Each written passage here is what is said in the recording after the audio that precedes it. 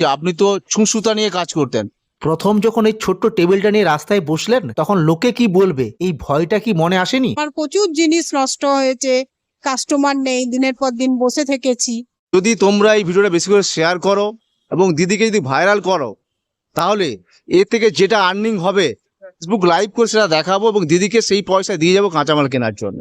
নমস্কার বন্ধুরা, আমি প্রলয়, আমি আপনাদের বন্ধু। আজ আমি আপনাদের এমন একজনের সঙ্গে আলাপ করাবো যার লড়াইয়ের গল্পটা শুনলে হয়তো আপনাদের গায়ের লোম খাড়া হয়ে যেতে পারে। আমরা অনেক সময় ছোট কাজ করতে লজ্জা পাই, কিন্তু এই দিদি আমাদের শিখিয়েছেন পেটের টানে কাজ করে খাওয়াতে কোনো লজ্জা নেই। সামান্য একটি টেবিল, তার উপর সাজানো নিজের হাতের তৈরি কিছু খাবার। একসময় দিদি খুব সুন্দর বুটিকের কাজ করতেন। হাতের কাজের নিপুণ সেই দিদির দিনগুলি আজ বদলে গেছে। পরিস্থিতি হয়তো সেই কাজটা কেড়ে নিয়েছে, কিন্তু মনের জোরটা কেড়ে নিতে পারে। আসলে আমরা অনেকেই ভাগ্যের দোহাই দিয়ে বসে থাকি, কিন্তু দিদি দেখিয়েছেন শূন্য থেকে শুরু করার জন্য শুধু একটা টেবিল আর অদম্য জেদটুকুই যথেষ্ট।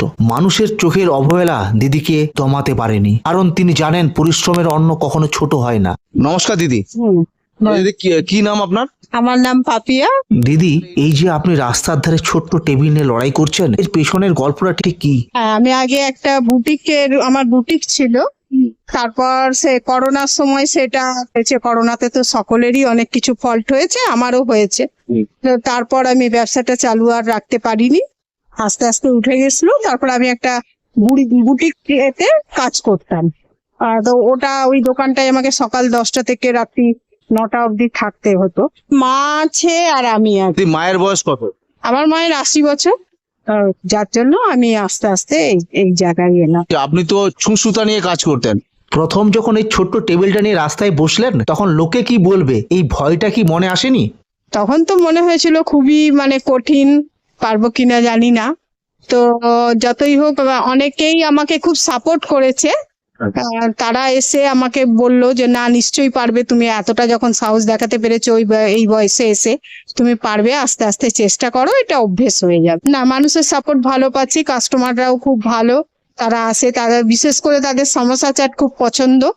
যে সমোসা চাটটা তো এখানে সেরকম কেউ করে না, এটা আমার খুব ভালো যায়। আলু টিক্কি, সমোসা, এবং মানুষ খাবারগুলো খেয়ে বলছে যে খাবারগুলো ভালো। দিদি, আপনার এই ছোট্ট টেবিল তো বেশ সাজানো, এখানে প্রতিদিন কি কি খাবার পাওয়া যায়? আমি এখানে সমোসা চাট, আলু টিক্কি চাট, পাপড়ি চাট, আলু কাবলি, দই বড়া, ঘুগনি, মশলা মুড়ি, সব রকমই আমার। পাপড়ি চাট আছে 35 টাকা, আর আলু টিক্কি, দই বড়া, সমোসা চাট, এগুলো সব 40 টাকা প্লেট। আর হাফ প্লেট নিতে গেলে, যদি হাফ প্লেট আপনি একটা সমোসা দিয়ে বা একটা আলু টিক্কি দিয়ে নেন, সেই ক্ষেত্রে 25 টাকা। আমার 5:30 থেকে 9:30 এইভাবে। আচ্ছা, এই অ্যাড্রেসটা কি আছে? এটা আছে কর্মচারী ভবনের আগেই। দিদি, অনেকেই শিক্ষিত ছেলে মেয়ে কাজ নেই বলে ঘরে বসে হতাশ হয়ে পড়েছে বা ছোট কাজ করতে লজ্জা পাচ্ছে, কিভাবে শুরু করবে ভেবে পাচ্ছে না। তাদের জন্য কি আপনার কোনো বার্তা আছে? হ্যাঁ, আমি একটা কথাই বলবো যে সাহস করে এগাতে হবে।